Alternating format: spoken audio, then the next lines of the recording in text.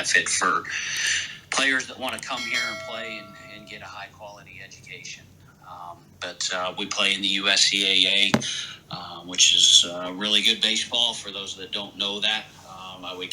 And I was going to ask you about that. I was going to let you jump into that because I think there's probably a good bit of people who don't know what that means. Yeah, absolutely. So it's kind of like its own affiliation, just like the NAIA is, only we're the USCAA. We kind of have rules that we have to abide by. We do follow NCAA Division III rules and sometimes on the playing field, even NAIA rules. So it's still quality baseball, and we're looking for, just like Coach Mack said, we're looking for that right fit type of kid. So we're really excited about where the program's headed. So let's go ahead. As Coach Eikenberry texts with us on the background, and that's why we hear all the buzzings on the phone. That's Coach Eikenberry trying to get in here. So while we wait for him, at this point, we're just going to keep going. He'll get here at some point. What's the connection, Coach Crehan, between you and Coach McDermott at USC? Because that's where we're going to go. That's the path we're going to go down first tonight. Is talking about building connections and a network and all that. It seems like, Coach, you and I, somehow I've run into a lot of people that apparently you are really close to, and baseball kind of works that way. So what's the connection between you and Coach McDermott? Yeah, so we go way back, all the way back to 93, I guess it would have been, 92, 93, kind of, right after I had left VMI coaching Coach Eikenberry, of all things. I took the head job at Lincoln Memorial University in Harrogate, Tennessee. And that's kind of where Mac got his coaching career started. So, it's funny how the business works, right? All these years later. But I think when you coach, you just want to surround yourself with good people. And Mac was one of my favorite people that I met when I first got there. So that's how we connected. And there's some more vibrating in the background there. Coach McDermott, how do you know this guy? Yeah, so I'm a young guy, really afraid to go out in the real world and get a real job. And I went down to Coach Crehan's office as a recent graduate and basically asked him if he needed some help. And I would love to help a new coach. And I had played for the coach that had just left and didn't really know Kenny at the time at all. I just knew where he come from, and he was a young guy. Heck, I think you were 26 at the time, Kenny. Was that it? Yeah, somewhere in there. I'm too old to remember, but yeah. Yeah, and I guess he said absolutely, would love to have you. And the one thing that I was blessed with Kenny at the time is he gave you responsibilities, and it was your job to figure it out. And he didn't look over your shoulder. He held you to a high standard. And very, very blessed for that opportunity. I'd probably be in jail somewhere if it wasn't for baseball, that's for sure. So I appreciate Kenny giving me that opportunity. He was hard, fair, and built something special at LMU and gave me some opportunities to move on, which was awesome. He's been a mentor and a friend really ever since. So I was going to ask you that. So what if Kenny does not show up in your life? How does baseball work itself out if you had to take your best guess? Yeah, I probably don't. I think it probably doesn't. I think I probably drive myself back home and I get a job probably, in sales or something. And, I wasn't a role model student. I can tell you that. So this kind of gave me an opportunity to use my personality and use some skills that I didn't even know I had. But Kenny was, like I said, he held you to a really high standard. It was short story. I'm going on my first recruiting trip. He says, "Hey, I need you to go over to Austin P. There's a junior college showcase. Go over there." I'll never forget. I looked right at him and said, what do you want me to find? He's like, the best players. And you know what? And there wasn't a real discussion about this is how you evaluate it, and he just lets you go figure it out. And it was the best thing for me as a young coach is, hey, go find me the best players, and I think I did an okay job for him. We found a couple good ones. Nice. I would like to take the time here, since we got him. Hopefully we won't lose him. We got Coach Marlon Eikenberry, head baseball coach at JMU, James Madison University. We finally got him in here. Now we just got to get him to hit that speaker button so we can hear him. And once he does that, we'll have all three of tonight's guests on. Coach Crehan, why tell a young guy, Coach Eikenberry, if you can hit that button and come in, just come in at any time here. Oh, there we go. We got him. Am I on? You are on. You're live. Oh, thanks, guys. The entire world, minus about 300 million people. How are you, Coach? I'm doing great. How are you guys? So, Coach, we were talking a little bit while you were working on getting in this room, and I hear LMU, I hear VMI, I hear a lot of common denominators floating around here between the three of you, and that's the idea behind tonight's discussion. How do you know these guys, and did your baseball career go a more positive or more negative direction as a result of these two gentlemen? Well, I hope you guys can hear me okay. Coach Crehan coached me my freshman year in college. And, you know, it was a really surreal experience because I came from a pretty disciplined program coming through high school, but having the energy that Coach Crehan had was something I never experienced. And having him as a coach is kind of, you know, obviously we had a young team and we all thought he was a little bit crazy when he coached us. I think everybody thinks their coaches are crazy when they first coach you in college. So, but it was a very high level, high energy experience for me. That's phenomenal. So we have Coach Marlon, who played under Coach Crehan. Coach Crehan, you've actually, pretty much everybody on Twitter seems to have played under you or coached for you at some point. That's why I'm old.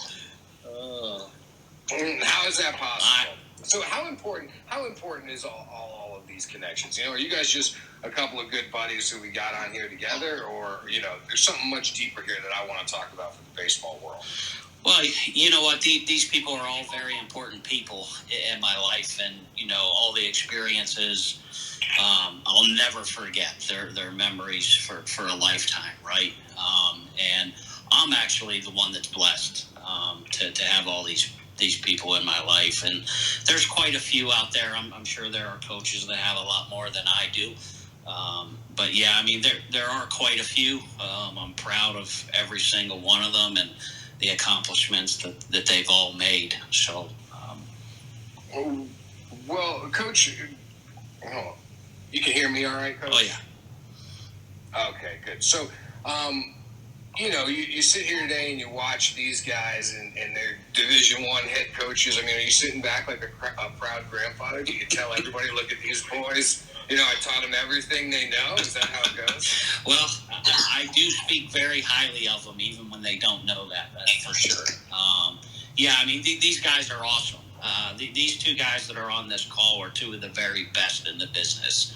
And I mean that in every possible way.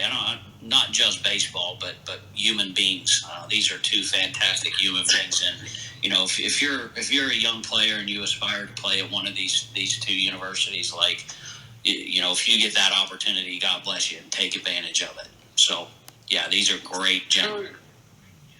So, Coach Marlon, I'm sorry, Coach Eikenberry. Coach Marlon's more fun. I don't know. What do the boys call you? Coach Marlon or Coach Ike? Coach Eikenberry? What do they call you? They call me Ike.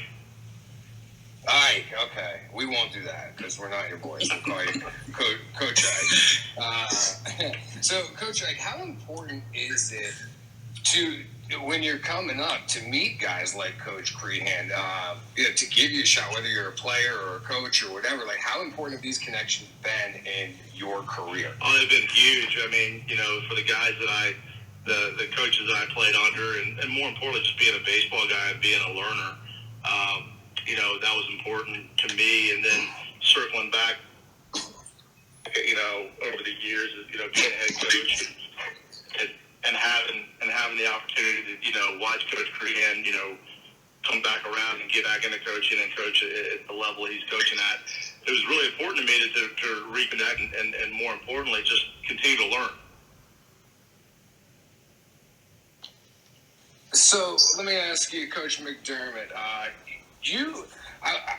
I was looking at your history and where you came up from, and it really came out of, in my first glance, kind of nowhere, right? Something I wasn't really familiar with.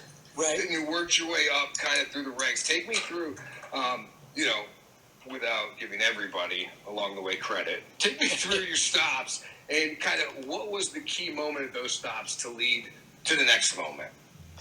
Yeah, so I wasn't a very good student coming out of high school, and I was kind of a lost guy a little bit, and I ended up going to Indian Hills Community College, where a coach by the name of Rick Matthews, Rick, AAA manager with the Kansas City Royals, and now he's the roving pitching guy with the Colorado Rockies, a longtime pitching guy with the Rockies, gave me an opportunity, and once again, it was Indian Hills. Back then, we had a really good program. Had several drafts. I was not one of those drafts, but we had really good teams, and I was kind of lost again. I didn't know where I fit in, and a guy by the name of Ed Thayer was at LMU at the time, and he called me and said, "Hey, I'd like you to come down to Lincoln Memorial University." And this is back when we didn't have visits back then. I was just, hey, I have an opportunity. Let's go. Let's do it. And I jumped at it, and I played at LMU, and we were transitioning from NAIA to Division II. And I played there and played my career out. And then in comes Kenny Crean, young guy, full of piss and vinegar, has experience being in the College World Series, and he brings in a former player of his, and Tony Skoll, who's now the head baseball coach back at the Citadel, and and it was the start of something. Kenny was in there to make a change, and we were going into the Gulf South Conference, which is kind of like the SEC of Division II, and Kenny came in and he just labeled the best programs. These are our marks, and this is who we're going after, and this is who we're going to beat. And it was a great learning experience for me. Share the passion that Kenny brought, and want my players to share that passion and have a great desire to compete at the highest level. So from there, actually, my life changed actually at VMI. In the fall, we went over to VMI to actually play a fall series over there, and the head coach at VMI at the time was Chris Finwood, and Kenny says to me, "Hey, Mac, you have any interest in going to Princeton?" I'm like, for what? and he's like, "There's a job up there, and I think I can get you an interview." And because Kenny knew Chris Finwood knew Coach O'Connell at Princeton, and the connection was made, and I flew up there for an interview, got the job for Hall of Fame coach Tom O'Connell, and here I am, Indian Hills grad, basically had to beg my way to get into a junior college, and now I'm at the Ivy League. Quite a jump. And then, had a great experience recruiting really coast to coast, which you have to do in the Ivy League. And I was able to get a job back closer to home as an NAIA head coach. I was 25 years old, and I was there interviewing, and I had a friend that I knew, and I said, "Hey, can we meet up?" And I'm trying to act all professional, and I asked my friend, I said, "Hey, what's the cost of living here?"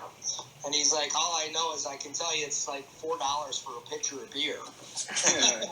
And I was like, "Man, this place is great." I took my first head coaching job making $25,000 a year, and I just thought I hit the lottery. It was the best thing ever. And That's great. So But So, I mean, there's a lot of coaches out here listening, and I'm sure as they listen to you walk us through your story, they're feeling, a lot of them share a similar story. And I ran into this guy here who introduced me to that guy there.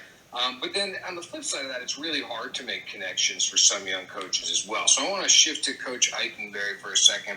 And Coach Ike, for the young coaches out there who are listening or who are looking for advice, networking these days, it's easier than ever because of technology, yet it's harder than ever because we don't have face-to-face human interaction skills anymore, right? So how does a young person, a young coach go about building out a network that could, potentially help them down the road in their career? Well, I think first impressions are the most important thing. And when you meet people, one of the things I was always taught is when you meet somebody, don't be afraid to shoot them a note or shoot them an email. My story is very similar to Sean's, is that, I had somebody give me an opportunity. I mean, I worked in corporate America for 2 years and then decided I wanted to get into coaching. And, it's amazing what you do to get into coaching, but I was going to go be the volunteer assistant at VCU with Chris Finwood. He was the assistant coach at the time. And I basically took the job as a volunteer, but I had a buddy of mine who got released from pro ball, and he needed a catcher at the Diamond to catch him for a workout. They had the AAA All-Star game. I said, sure. And I called him, and he said, hey, William & Mary's looking for a paid guy. And 2 weeks later, I'm working camp at William & Mary with two very good head coaches. At the time, we were all interviewing for the same position, and we didn't know it at the time, but it was Chris Pollard and Brett Beretti. Chris Pollard at Duke and Brett Beretti at Columbia, and myself. And I think I got the job because I was the only one to accept a $5,000 a year job, knowing I had saved money and being a catching guy, it worked out perfect. But for those young coaches out there that are trying to, get out there, it's always good just to send a note when you meet somebody, follow up with either a phone call.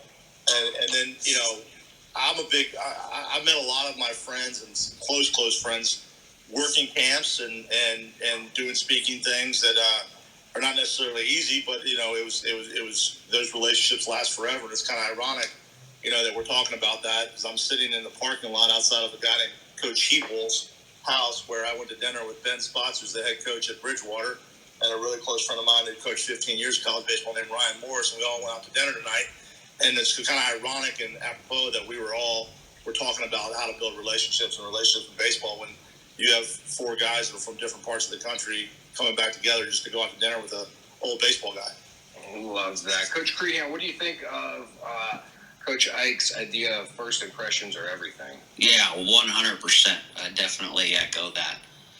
I think, the more you do this and the more people you meet, the more you realize how important those first impressions are.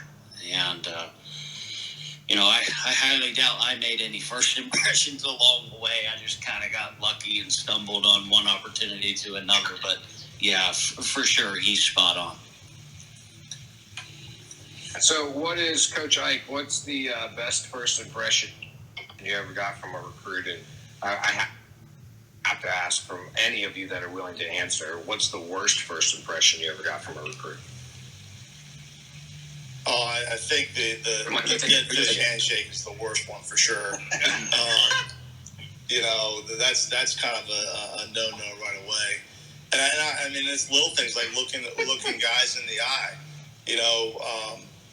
When I was the head coach at VMI, we had a couple really good players that ended up playing in the big leagues, and we had a really good recruit on campus, and I'll never forget as long as I live. He gave me the dead fish handshake and didn't look me in the eye, and I thought, man, this kid is. I was spot on. It didn't work out, and it wasn't the right fit for him. But the best first impressions are the ones when the recruits speak for themselves and don't look at their parents for answers. That's the best first impressions is when you have a conversation with a young man and he's actually looking you in the eye and he's talking to you and he's not looking at his parents for answers. I think that's one of the things in recruiting nowadays with everything happening so early. We don't get that opportunity as much anymore to do the in-home visits or to have those conversations because you look at talent first and then you're like, okay, well, if this kid's getting 3 or 4 offers, in his sophomore and junior year, you're like, you don't have that type of opportunities anymore. So, you almost have to circle back and make sure that they do all the things you want them to do. And, one of the things I set our guys up all the time, especially in the recruiting process, is I set them up in certain situations to see how they respond, just and little things like letting their mom walk through the door first, or open the door for their parents, or how they interact with mom and dad. And I think those are important things when you're trying to build a program. Let me ask you, let me just build off that for a second. What does it tell you? You say if a kid's looking at their parents for answers, or if, feeling like this is okay to say or not okay to say, what does that tell you about the player or the family? That just is kind of a red flag or something for you that just doesn't feel right? Well, I always say this, the insecurities piece is important, and then obviously the how they interact in the social environment. I got 2 young boys, and I make sure they shake somebody's hands and look them in the eye every time they meet somebody new, and tell them their name and do all those things. And you kind of see it, and when they're younger, that if they don't do those things at an early age, then hey, they're not making their bed, they're not picking up their room, and they're not doing the laundry, and they're not doing everything else they got to do around the house. So, it's just kind of goes from the way I was raised. I mean, I was the youngest of 5. I'm a twin. My older brother was 12 years older than me, and if something didn't happen, I usually got my butt by him. So you learn how to get in line real quick. So, Coach Crehan. Oh, I'm sorry. Go ahead. No, go ahead. No, I was going to ask Coach Crehan, when you coached Marlon here, what were you doing during his practices that you can come nowhere close to doing and getting away with today? Anything? I mean, it's a lot different today with these guys, isn't it? It surely is, and those words cannot be said on this call. Well, he's talking about the dead fish handshake. Yeah. And, isn't that a more common occurrence these days?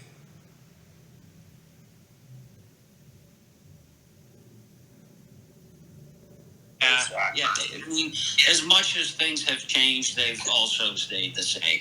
I think the more people you come in contact with, and the more people that you meet and talk to, some of those things kind of circle back, if you will. But yeah, the dead fish handshake, and just as bad if a kid is sitting in a chair and doesn't stand up and look you in the eye to shake your hand. That's just as bad. Never shake a man's hand sitting down is my motto. So, but that. Coach McDermott, where you stand with all of this dead fish handshaking, eye contact stuff? Yeah, I think both Coach Ike and Kenny's hit it right in the head. I just think it's a different way of communicating for these young people these days, and they prefer texting, and they think that's a formal way of communication. And so when a young man comes into your office and he's with mom and dad, and mom and dad are jumping over him all the time, it does tell you a little bit about some of the struggles you might have down the road with that particular individual. But you see it when we're out recruiting, a parent that's constantly down by the dugout, or a kid stepping out of the dugout yelling at his mom, "Mom, I need my Gatorade," or stuff like that. I think, and it's funny, but it's reality, right? That some of these parents have become overbearing, and that wasn't the case when my parents didn't go to every one of my games, and I think you're seeing more and more parent involvement. But I think the kids deep down are the same. They want structure. They want somebody that believes they can be great, and they want to be pushed. And if you can show them that you believe in them, you show them that you trust that they can do it, I think you're just you can push them a lot harder than you can if you're getting kids that don't want that type of environment and don't like to, look you in the eye and stand up and want to be an adult. Coach Ike, you your background coming from where you've just explained, and VMI and all that, you've come from. It sounds like a fairly strict background, or a strict way of running your operation. Would that be fair to say, or no? No, I'd probably say no. It's not really fair to say. I'm more of a I basically try to tell our guys to lead by example, and just because kids are kids, whether you're at a military school or you're at a JMU, and every kid desires discipline and structure and wants to get better. Like Sean said, I mean, you want to make guys get try to teach them to get better in everything they do, and more importantly, things at certain times during their process of being in college for 4 years. They learn at different times, and the switch may hit their freshman year, maybe their sophomore year. But, I'd say as far as a strict program, I mean, we had our set rules and things like that. But, one of the things I wanted to make sure is baseball is fun, and keeping it, a happy environment to where they can have fun and compete. And that's one of the things I look at every day. The day that, you don't make it fun for them, it's going to be hard for them to learn. And so, you got to put some stresses on them at times. There's always a winner and there's always a loser, but make sure they're having fun and enjoying doing that at the same time. How have you had to adjust, though, when it comes to recruiting and bringing families in? Like, how have you had to change to maybe kind of fit today's youth?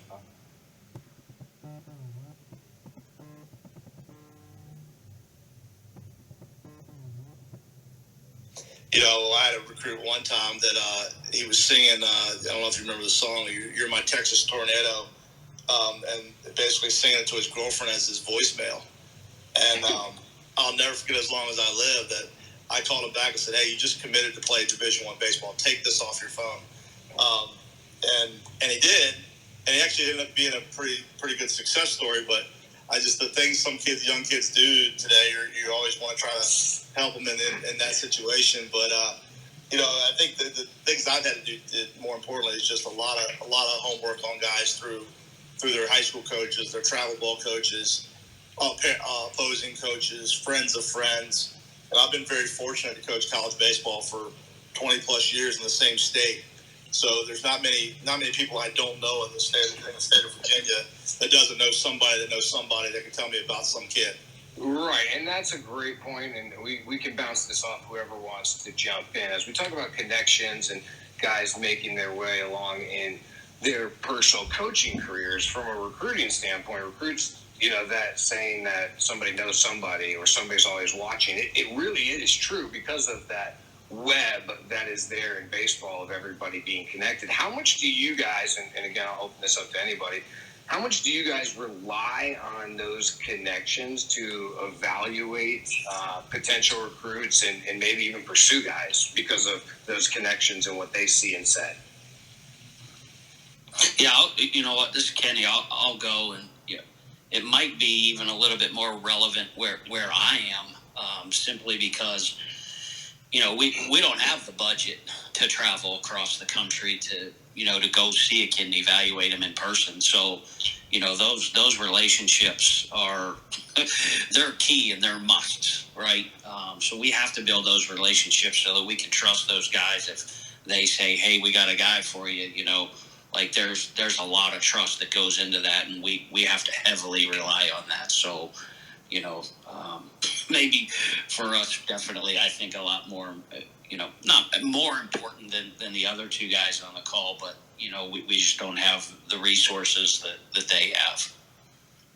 And so for you other guys, I'll let you respond to that. Sean, you were about to jump in. Go ahead.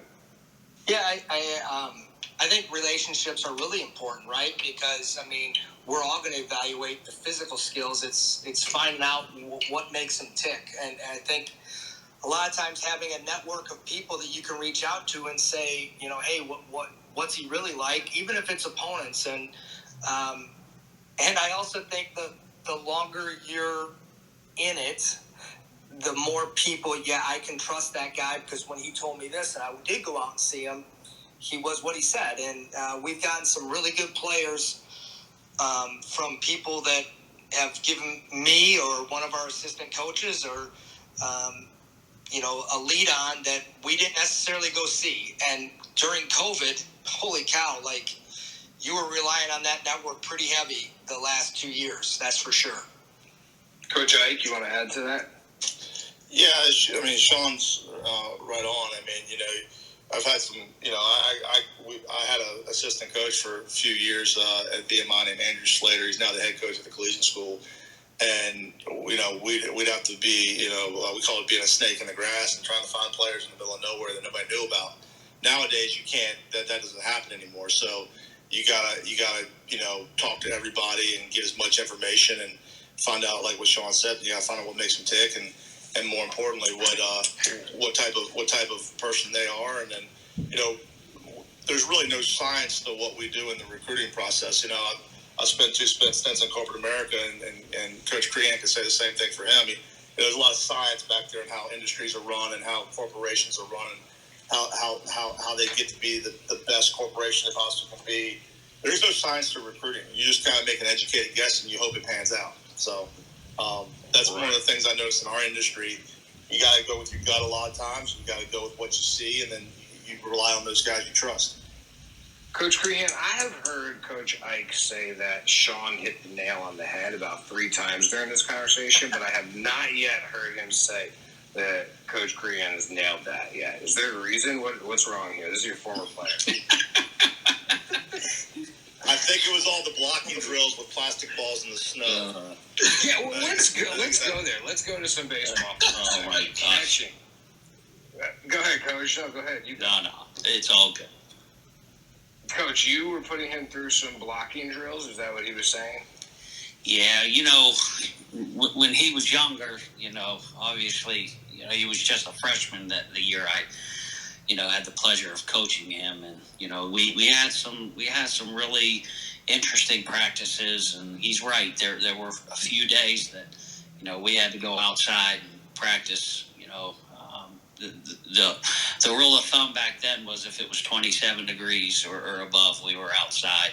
Sometimes those balls were frozen, you know, and he wasn't too happy about those things. So, yeah. Well, I think we got to back up Coach Crean a little bit. We didn't have anywhere to go inside, so it was either go out and practice or not practice, and our group wanted to practice. So probably one of the most memorable experiences is walking through first and third defense in the outfield, in the snow, with plastic balls, and actually running the drills where we're throwing the baseballs around. All right, hold on. We all say that our coach is an asshole at some point. We all do. So what's Coach Crehan's problem? When you play for him, what's his problem? There wasn't. The energy level was off the chain every day, and you looked at it going like, you didn't know if he was serious or if he was joking. But 9 times out of 10, when we were in the middle of practice, it was serious. And he'd always give you that kind of like that smirk, like, we're doing this because we know in 20-some years, 30 years later, we're going to be telling stories about this. Now, and he's right. He's right, because I just had my reunion, and I think everybody in my class remembers that practice pretty vividly. Oh, my gosh. So, you know, it was trust me, it was a good time, good laugh. And they always ask me if I do the same thing. I'm like, there's no way that I could do that to these guys. I feel like good coaches are coaches that have been around bad coaches at some point, right? To be a good coach, to be a good coach, you have to be around bad coaching. You have to see what a bad coach looks like and what doesn't work for a team in order to do the right thing. What are you saying, Josh? And we all do that. And I'm not saying that anybody was a bad coach here, but we do look at each other and we create this hodgepodge as coaches that, you know, our own style that's a mix of everybody's. So, Sean, what's a little bit of your mix that comes from Coach Crehan and Coach Ike? Yeah, I it's funny because 2 days ago we had, you know, it was cold here in Chicago, and it had rained most of the day, and it was really damp. And I told our players and I told our assistant coaches, don't even knock on my door and ask if we're going outside or not. Okay, we're going out, and we've got a great indoor facility.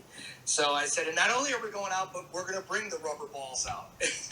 And we did pretty much exactly the same. We took ground balls and made them throw across the diamond with a wet ball, and you know, and I get that from Kenny. And like, yeah, you got to be a little crazy, but at the end of the day, when we're playing on a wet surface in tough conditions, you've done it before. You've been there. We can do this, you know. And I think Kenny, there was no excuses. And like Coach Ike said, like, there was no other options. There was no place for us to go at LMU. So that's what we had to do, whether it was a parking lot or on a gym floor. That's what we did.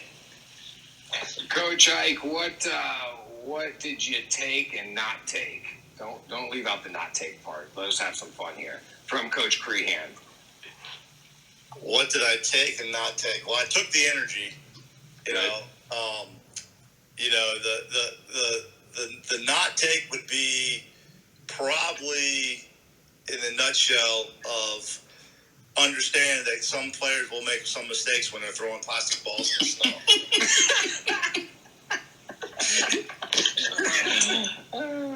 Coach Crehan, what do you think when you see all these guys that, there's a laundry list, and we don't have time to go through it, the players and the coaches that you have been around. Like, why are you a common denominator for a lot of baseball guys out there today? Well, like I said earlier, it's luck, but it's also, people that you understand when you meet them and then you get to know them, that they absolutely have a passion for the game, and, when I was coaching, there was no doubt that these two guys on the call today here with us, that they were going to be good coaches one day. There was just no question about it, and, if I, go a little bit further, when I...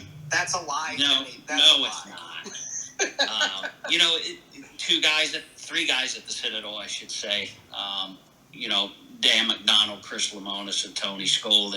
They were all on that team in 1990 when we went to Omaha.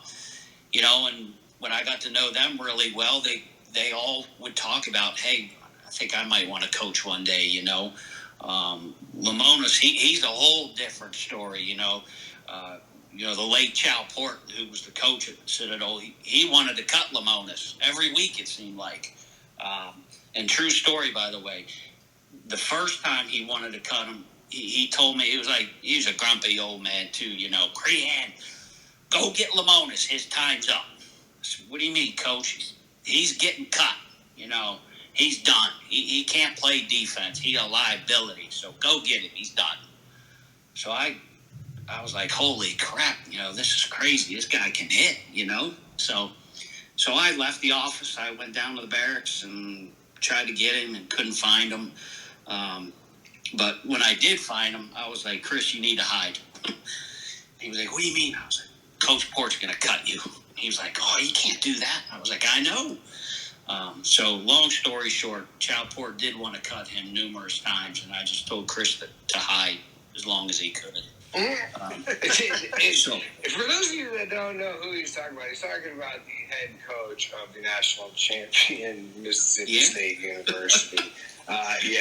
That's the kid that was going to get cut there. Yeah. So, Coach McDermott, let me ask you something, man. Again, because I look back at your history, and you have come through quite a few spots, and it's you admittedly say it's because you know people, right? I think that's what all of us say. Like, yeah, we get to a certain point because we have a mutual connection, or we know this guy, or we know that guy.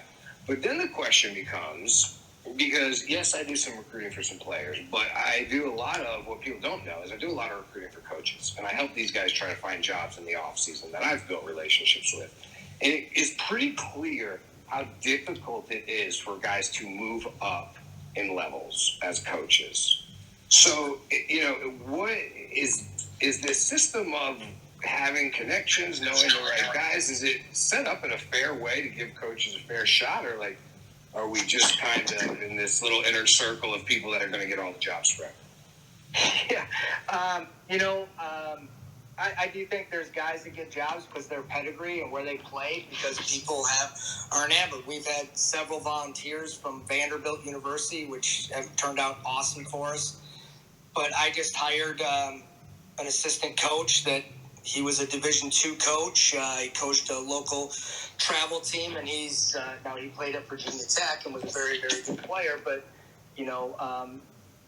Brendan Hayden's been a guy that's worked from the ground up. I see a lot of myself in him as far as his journey, right? He had to pay his dues, and he went back to school and took over recruiting at a Division II school. But, whenever I'm on the road, I'm looking around, and not only guys at name schools, but I want to see the younger guys at smaller schools too, because at the end of the day, I'm a small school guy. Kenny Crean never played Division I baseball in his life. But God Jeez, that was unnecessary. No, but God bless Kenny Crean. He's a great baseball guy, a phenomenal mentor, has a passion for the game of baseball, and his gift to the game doesn't have anything to do with his playing pedigree. It has to do with his organizational skills, his ability to reach players, and put extremely high character people in positions where they can succeed. And those people come from all different areas of our game. And so I think there are missed opportunities if we just stay on the Division I level to find replacements for our openings. Coach Eikenberry, when you have to let Jimmy Jackson go, I'm just kidding, Jimmy. He's listening, so I just had to do that at one point to him.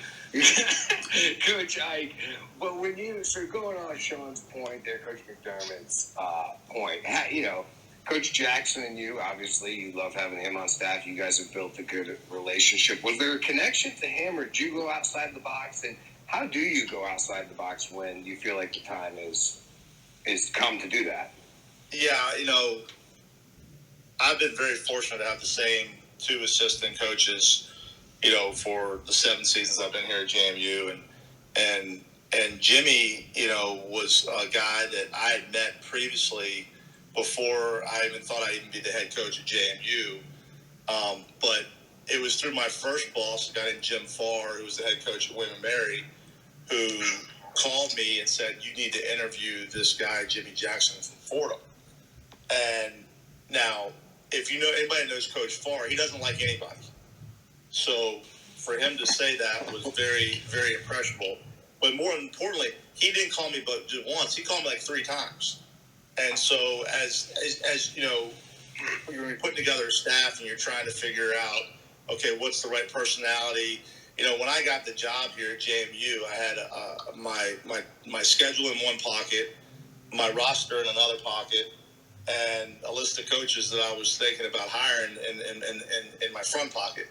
And so as we went through time and the interview process kind of took over, and the more I talked to Jimmy about what we believe in the pitching side, it was a perfect fit, not only personality-wise, but also philosophically, for what we were about. But more importantly, Coach Farr was the main person who kept coming back to me. I'm like, he's got to be pretty good because Coach Farr doesn't like anybody. And so Coach Farr didn't like our players. He didn't like, the big leaguers he coached. So it was kind of ironic that it worked out the way it did. Shout out to Jimmy. Thanks, man, for letting me take a swing at you. One of my favorite guys to hang out with when we are on the road. Coach Crehan, you make it sound like you're 120 years old. You're not that old, but you make yourself sound really like you're old. You try to, I don't know. We got to bring you down. You're not that old, but you are the most experienced of the group. I will say that. Okay, so now, what do you think about this system in place of, guys trying to make it through the ranks, getting up through the coaching ranks? Is it you either know somebody or you don't? Is it that simple there, just like kind of recruiting? Yeah, I think in the world we live in today, I do think it's that way. And I like to give the example, the different places that I've been and the current place that I'm at, there are, just like players, there are great players everywhere, right? Everywhere. Doesn't matter the level. And I think the exact same in coaching. I know some guys personally that coach at this level that could coach anywhere, bar none, hands down, no question about it. If there was a Division I athletic director that reached out to me and said, "Hey, who are some guys you could recommend?" Without a drop of the dime, there are a number of guys that I could recommend to coach at this level, just like I could recommend the 2 guys on this call. So today I do think it's that way. I think it's more of a who do you know kind of circle of trust, if you want. It's amazing that you're still out here providing opportunities to your former players and coaches, because I've had a little bit of conversation with Coach McDermott before, and then at JMU I usually deal with Coach Jackson. I've never met Coach Eikenberry, so you were the one who kind of put this group together, and it's almost like you see an opportunity here, a platform to use. Let me get my former players, my former coaches involved. Like, you're still helping, or still at least think you're helping your guys, right? And why? Like, aren't you tired, man? I was going back to saying you're not as old as you make yourself sound, but your experience, why are you still working on building a network and promoting guys like, me, for example? Why did you reach out to me? Who cares who I am at this stage in your career? You know everybody. Yeah, well, why not, right? So, look, all the people that I'm associated with, I'm more of a guy that I like to think of friends before me. This whole baseball business has, honestly, I do it because I love it. Even today, where I'm at, I do it as, passion and love for the game. But the guys that I've come across and met and throughout my career, I still love talking to these guys. I call them all the time and say, hey, what do you think about this? What do you think about that? But anything I can do to help these guys any point in time, I'm always here, all of them. So that's what I like the most, to be honest. Coach Ike, you're Division I head coach now. You've been there. You got a good staff. You're pretty settled in. What's the point of continuing to build out your network? Well, it's about being around good people. I think when you meet good people and they're good people and they're good baseball guys and want to always get better and want to learn. I think that it kind of drives the whole sense of especially in this day and age of I'd say the evolution of how this game has changed in the last 10 years. I mean, it's awesome to be around really good people and talk baseball. The pandemic kind of eliminated that for a lot of guys. Guys got siloed, and I reached out to several different people just to kind of pick their brain on different things they do. And I think when you find those guys you can connect with, it's good for an energy perspective. I say it all the time. We all go to the ABCA convention, and at the end of the convention, you come back almost energized because you're around guys that are thinking like you. Well, the 2 months leading up to the convention, you're looking forward to it because when you come back, you're going to be fired to start your season and get going. And that's why I've always gone to that. That's why I've always been a member of it. And when you get to do it more often and get on these kind of calls and hear Coach Crean talk, and you still have the same feel as when you talked to you when you were 19 years old, and when I first got the job here, he was coaching a travel ball team, and I followed that travel ball team around in Atlanta that one summer, and it's just hearing him coach has kind of brought back some really cool memories. And baseball's you're going to have the circles of relationship that go on for your entire life. We had one of our former volunteer assistants who was with me for 6 years got married, and just looking around the room and everything, there was a lot of baseball people in that room, and a lot of really good baseball people, and it was just kind of neat to see how one person can connect another person, and next thing you know, you have 15 to 20 baseball people in one room. It is wild. And Coach, I'm offered up, don't know if he wants to turn that microphone on, but Coach Chester is here, head coach at Gardner-Webb University. And Coach Chester and I hooked up on some college tour stuff a couple of years back. I ended up introducing him to some of my guys in South Florida, players who came out of Douglas. So he met Coach Fitzgerald, who Coach Fitzgerald has played for Coach Crehan. It's crazy, this circle, really, of guys and how they all mix together. Coach Chester, are you there? I'm here. I was hoping just to listen tonight, but I appreciate you calling on me. Well, I have to, just because Coach Crehan has touched everybody in the Twitterverse, on baseball Twitter, and I know that you have a very close tie to him as well, or history there. What's your history? Yeah, it's funny. I can kind of tie in Coach Crehan and Coach Ike from Coach Ike and I met at the Pennsylvania Coaches Clinic the first time when I was the head coach at Penn State Greater Allegheny. We actually, I think we had lunch together and we got to connect, and that connection stays to today. And I was lucky to know Coach Crehan too through when he was working with All American, a really good organization in Pittsburgh, and he's keeping the Greater Allegheny program at a high level, and it's something that's very close to my heart, and I check and we communicate pretty regularly. So it's great to still to have that relationship.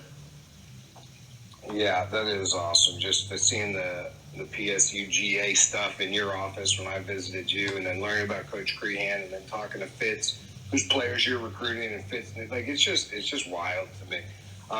Coach Chester, I'm gonna let you run, but I do want to ask you one question because you are extremely good at networking. Advice for young coaches on networking, building a Rolodex.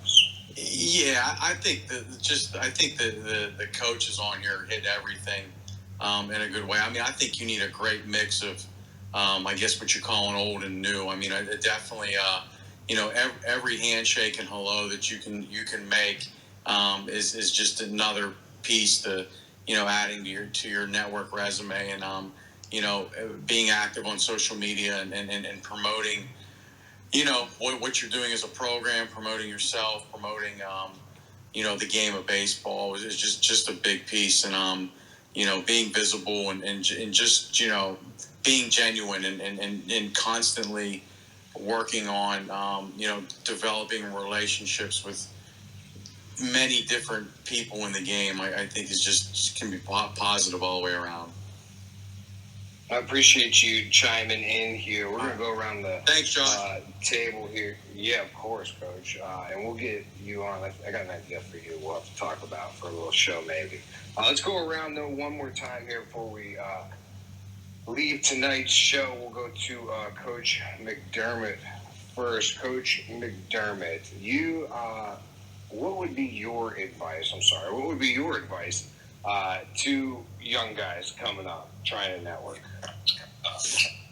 I think, go up and introduce yourself to coaches, and go out and have a beer with them at a recruiting event and get to know some people. You can't network sitting in your office all summer and making phone calls. You got to get out and meet people and have a interpersonal communication with them, in-person communication with them. And I think it's really important to be at events.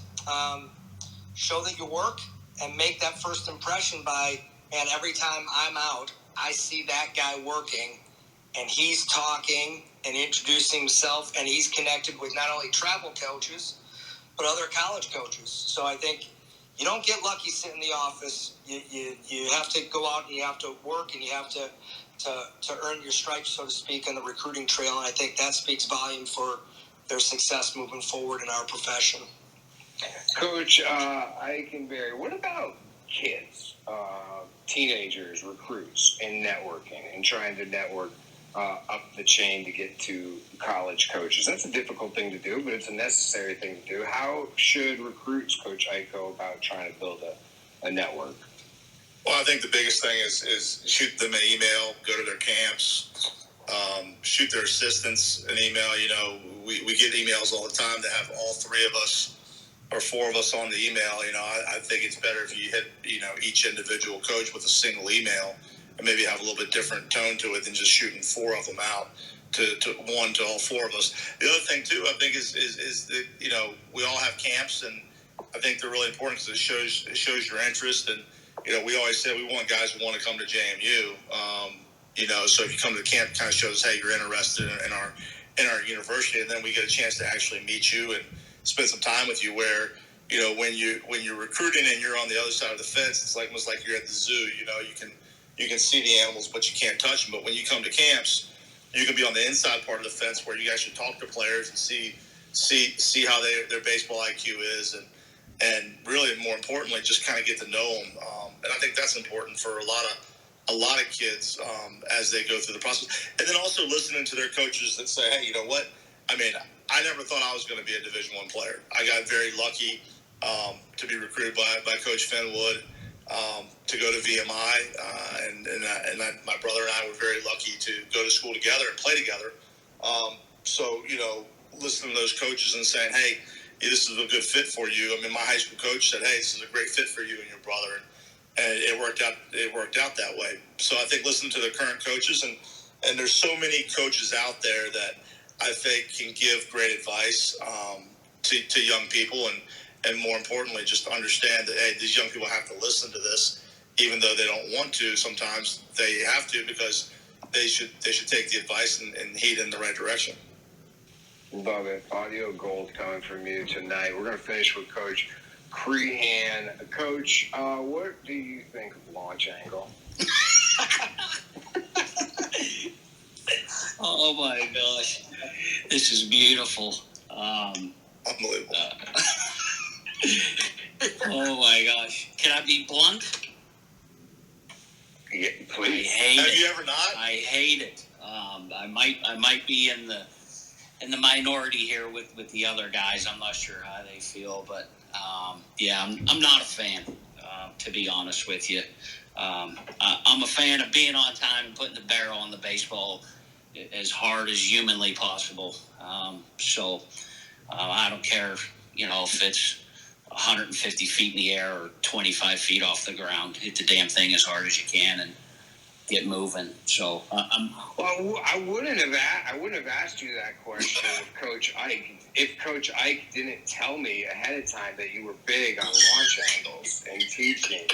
That's and that's what Coach McDermott said. You really wanted him out there on the circuit. yeah, I'm sure. Was linear rotational launch Oh my angles. God. Yeah. Boys, I appreciate you so much. It was fun. It was nice just to sit and talk baseball and give people kind of this understanding or this feeling of what these inner circles are, and they exist, and that people need to work both as players, recruits, coaches, to keep building a network in these close connections to help them, not just in the game but in life. It's fun to hear you guys talk about your own personal memories, and we could probably sit around and do that for a long time, but we don't have that time. So thank you guys, though, all of you, for joining us tonight. Coach Ike Eikenberry from James Madison, Coach McDermott from UIC, and Coach Crehan from all over the world, currently Penn State University, Greater Allegheny. Thank you, guys. I hope everybody has a good Thanks, night. guys. Yeah, Thanks, Josh. Thanks, Kenny, for everything, All right, man. thanks, Appreciate guys. you.